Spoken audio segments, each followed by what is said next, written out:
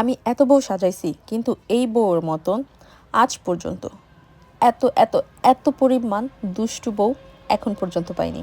Hello everyone, আসসালামু আলাইকুম। সবাই কেমন আছেন? আশা করি অনেক ভালো আছেন। এই আপুটার কাবিনের সাজ দিতে এসেছে আমার কাছে। আপুটা আমাকে বারবার বলতেছিল যে আপু আমার স্কিন কিন্তু প্রচুর পরিমাণ ড্রাই আর আমার স্কিনে কিন্তু মেকআপ একদমই বসতে চায় না। তারপর আমি বললাম যে তুমি একদমই নিরিবিলি শুয়ে থাকো, বসে থাকো, জাস্ট চোখ বোঝা থাকবা, বাকিটা আমার হাতে ছেড়ে দাও।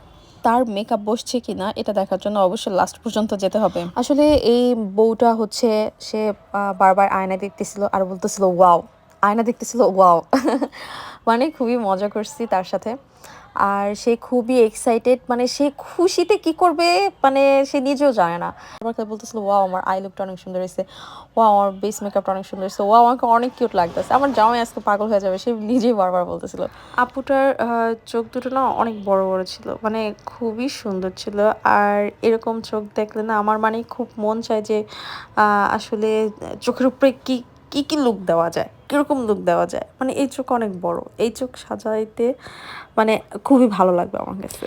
তো আপুকে লাস্ট পর্যায়ে আমি বলেছিলাম যে আপু তোমাকে কি আমি হেয়ারটা এক সাইড করে দেবো নাকি খোপা করে দেবো।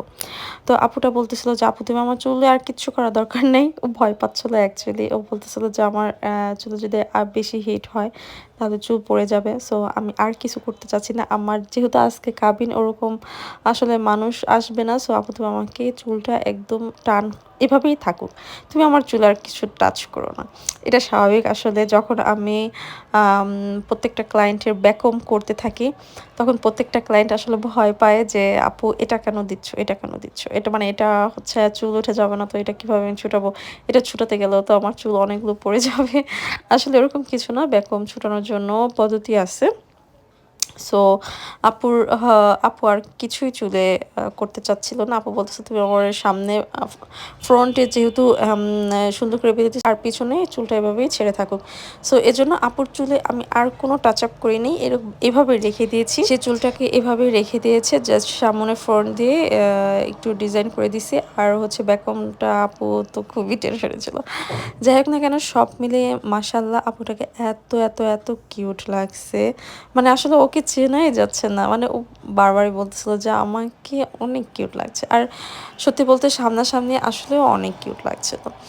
তো সবচেয়ে বেশি ভালো লাগছে হচ্ছে আপুর মেকআপটা খুব ভালোভাবে বসেছিল, আপুর মেকআপে কোনো প্রবলেম হয়নি। আলহামদুলিল্লাহ আপু মেকওভারটা নিয়ে অনেক স্যাটিসফাই ছিল।